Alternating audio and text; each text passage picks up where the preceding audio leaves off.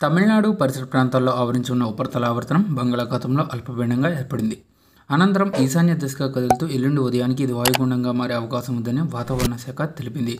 దీని ప్రభావంతో బుధవారం ఆంధ్రప్రదేశ్లోని విజయనగరం, పార్వతీపురం, మన్యం, అల్లూరి సీతారామరాజు, అనకాపల్లి, తూర్పుగోదావరి, పశ్చిమ గోదావరి, ఏలూరు, కృష్ణా, ఎన్టీఆర్, గుంటూరు, బాపట్ల, పల్నాడు జిల్లాల్లో తేలికపాటి వర్షాలు కురుస్తాయని వాతావరణ కేంద్రం అధికారులు తెలిపారు. అల్పపీడనం ఏర్పడిన తర్వాత పొడి వాతావరణం కారణంగా గరిష్ట ఉష్ణోగ్రతలు పెరుగుతాయని హెచ్చరించింది. ఇక తెలంగాణ రాష్ట్ర వ్యాప్తంగా రాగల 5 రోజుల పాటు వాతావరణంలో ఏర్పడే మార్పులపై హెచ్చరికలు జారీ చేసిన వాతావరణ శాఖ రాష్ట్రంలో రాబోయే వారం రోజుల పాటు మిక్స్డ్ వెదర్ ఉంటుందని హైదరాబాద్ వాతావరణ కేంద్రం ప్రకటించింది. కొన్ని జిల్లాల్లో ఎండలు, మరికొన్ని జిల్లాల్లోని వానలు ఉంటాయని తెలిపింది. మంగళవారం నుంచి ఆదివారం వరకు 6 రోజుల పాటు రాష్ట్రంలో పలు ప్రాంతాల్లో తేలికపాటి నుంచి మోస్తారు వర్షాలు కురిసే అవకాశం ఉందని వెల్లడించింది.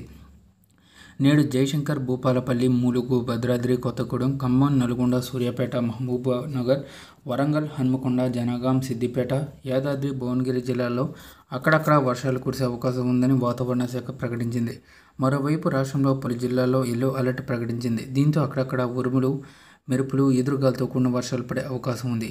ఇక శుక్రవారం ఉమ్మడి వరంగల్, ఖమ్మం, హైదరాబాద్, మేడ్చల్, మల్కాజ్గిరి, వికారాబాద్, సంగారెడ్డి సహా పలు జిల్లాల్లో అక్కడక్కడ వర్షాలు కురిసే అవకాశం ఉంది.